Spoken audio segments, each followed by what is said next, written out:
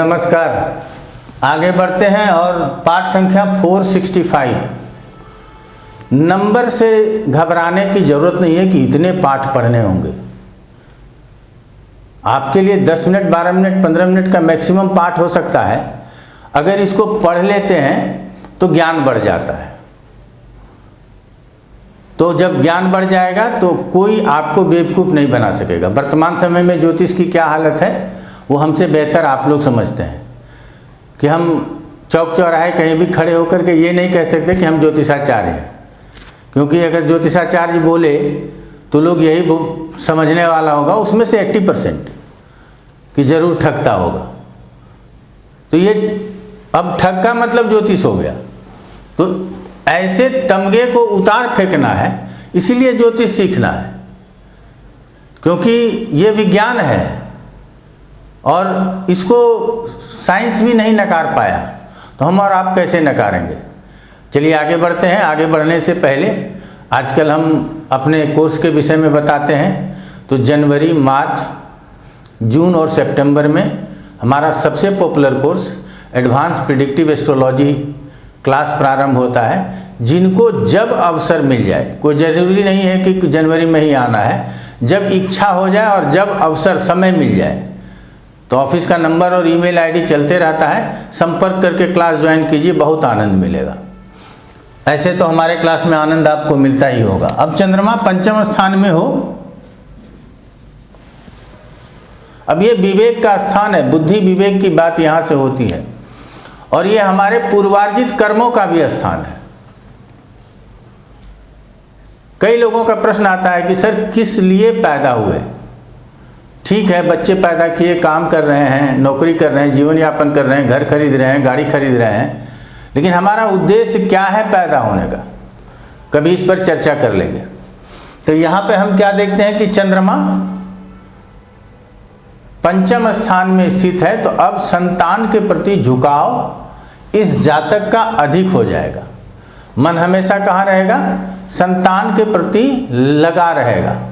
अच्छा करेगा नहीं करेगा, आगे बढ़ेगा नहीं बढ़ेगा, उसका चिंता ज़्यादा करेगा। यदि प्रेम करता हो तो प्रेम के प्रति बड़ा सजग रहेगा। ऐसा नहीं होगा कि आज प्रेम कर रहे हैं, आजकल जो वर्तमान समय में चल रहा है, कल टूट गया परसों फिर प्रेम हो गया, वैसा प्रेम नहीं करेगा। प्रेम करेगा तो निश्चल प्रेम करेगा। इस बातों को समझना है। बुद्धि विवेक बहुत अच्छा होगा, लेकिन ये षष्ठेश चंद्रमा पंचम में है। तो यहाँ कहा जाता है कि यदि ये मेल जातक की परिपत्रिका हो और षष्ठेश चंद्रमा पंचम में हो, वो भी चंद्रमा जो चिकित्सा के लिए कारक ग्रह कहे गए हैं, तो ऐसे स्थिति में संतान होने में यदि परेशानी हो तो सबसे पहले चिकित्सक से मिलना चाहिए। ज्योतिष से बाद में मिल लीजिएगा। ऐसी स्थिति हो और संतान में परेशानी हो तो सबसे पहले क्या करना होगा? चिकित्सक से मिलना होगा। एक तो षष्ठेश और दूसरे में चंद्रमा, और इस दोनों का पंचम स्थान में, ये निगेटिव इम्पैक्ट हो सकता है। आपके हायर एजुकेशन में बाधा पहुंचा सकता है, क्योंकि ये छठे स्थान का लॉर्ड है। आपके प्रेम संबंधों में रुकावट डाल सकता है, क्योंकि ये छठे स्थान का लॉर्ड है। लेकिन आप बहुत विवेकी होंगे, बहुत बुद्धिमान होंगे, अपने प्रेम के प्रति, अपने संतान के प्रति बड़े उत्तरदायी होंगे। तो ये यहाँ पंचम में बैठे चंद्रमा से कहा जा सकता है। अब पंचम में बैठे चंद्रमा की सीधी दृष्टि कहाँ है? 11th हाउस के ऊपर।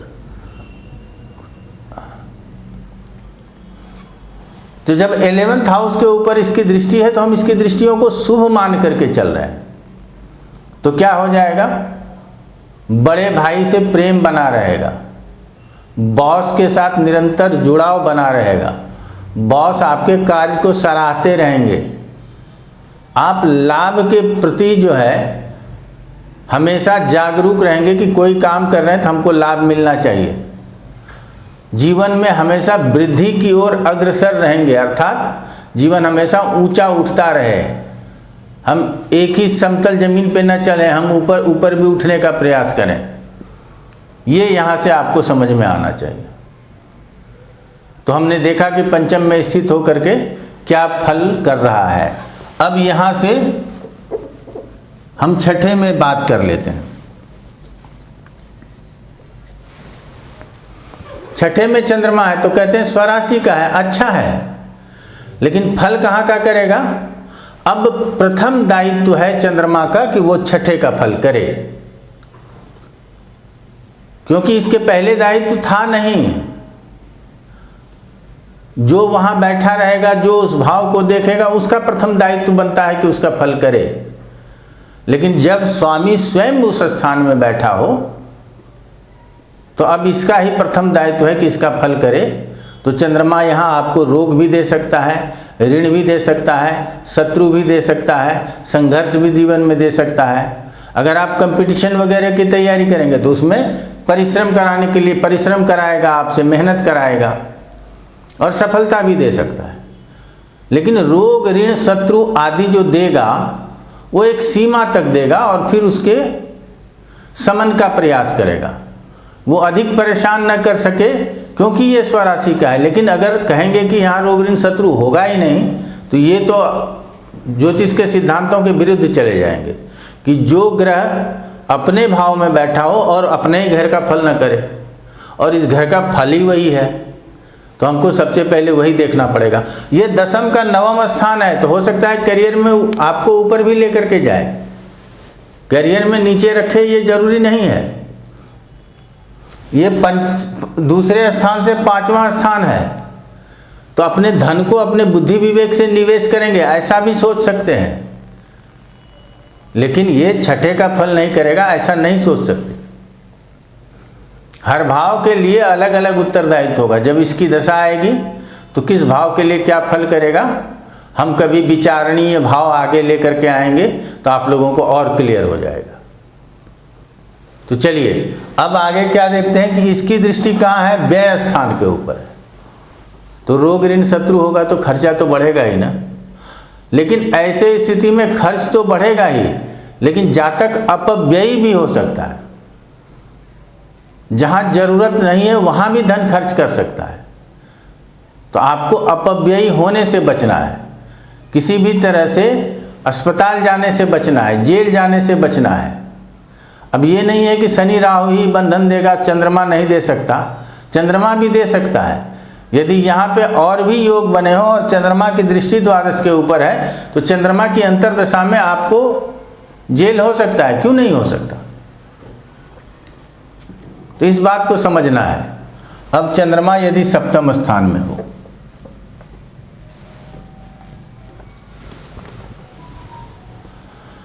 ये सातवां स्थान है, भोग विलास का स्थान है, जीवन साथी का स्थान है, बिजनेस पार्टनर का स्थान है, लंबी दूरी की यात्रा का स्थान है। तो ये सब फल चंद्रमा करेंगे। आप आमोद प्रमोद में लीन रहेंगे, भोग विलास का जीवन गुजारना चाहेंगे, आप घूमने फिरने के शौकीन होंगे, आप अपने पार्टनर के साथ बहुत ऊंचाई तक उड़ना चाहेंगे, अर्थात बहुत ऊंचा काम करना चाहेंगे। लेकिन है कौन? षष्ठेश। अब इस बात को ध्यान में रख करके चलिए। तो इसका मतलब है कि कोई लीगल फाइट हो सकता है हमारे पत्नी के साथ, यदि हमारा शुक्र भी पीड़ित है और सप्तम भी पीड़ित है। यहाँ तो एक ग्रह की बात कर रहे हैं, ऐसे में ये षष्ठेश सप्तम में चला गया तो जीवन में पत्नी के साथ विवाद दे सकता है, या हमको किसी शत्रु के साथ विवाद दे सकता है, यहाँ से शत्रु की भी बात कर सकते हैं। तो हमारे पार्टनर के साथ भी विवाद हो सकता है, यात्राओं में कष्ट भी हो सकता है। लेकिन इसको अन्य ग्रहों के प्रभाव को समझने के बाद समझना है, मन में इस बातों को रखना है कि ऐसा हो सकता है, और उसके बाद अन्य प्रभाव जो 12 राशियां 12 भाव हैं और 9 ग्रह जब बैठेंगे तो उससे पता चलेगा कि कौन सा अंग कमजोर हो रहा है, ग्रहों का संकेत किस ओर को कमजोर और किस ओर मजबूत बता रहा है। अगर शत्रु क्षेत्र को कमजोर बता रहा है तो यहाँ भी कमजोरी आ जाएगी। यदि पत्नी के लिए अच्छा नहीं बता रहा है तो ये चंद्रमा यहाँ लीगल फाइट करा देगा। तो ऐसे स्थिति को समझने की जरूरत है। तो आगे बढ़ लेते हैं। अब चंद्रमा यहाँ बैठा और दृष्टि कहाँ है? लग्न के ऊपर है। तो लग्न के ऊपर चंद्रमा की दृष्टि होगी तो जातक प्रैक्टिकल थोड़ी होगा, इमोशनल होगा, सारे फैसले अपने इमोशंस में आकर के करेंगे। इमोशंस में सारे फैसले नहीं होना चाहिए, जातक को प्रैक्टिकल होना चाहिए। दूसरा है ये स्थिर राशि का चंद्रमा है, जो मन में ठान लेंगे वही करेंगे। सिंह राशि का चंद्रमा है, क्रोध भी आ सकता है। अनुशासन के प्रति ज़्यादा ही उदार रहें कि हम अनुशासित हैं, सामने वाला भी अनुशासित होना चाहिए। इस तरह का विचार जो है सो इस चंद्रमा से आ सकता है।